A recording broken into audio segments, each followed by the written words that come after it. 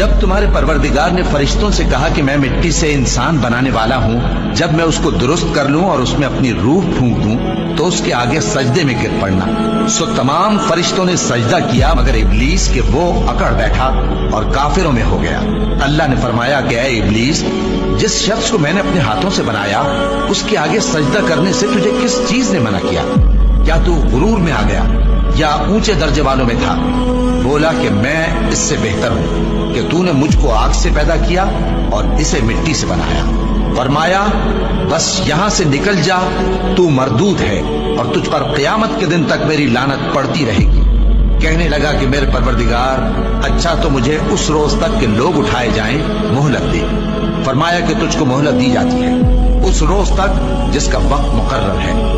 کہنے لگا کہ مجھے تیری عزت کی قسم، میں ان سب کو بہکاتا رہوں گا سوائے ان کے جو تیرے چنے ہوئے بندے ہیں۔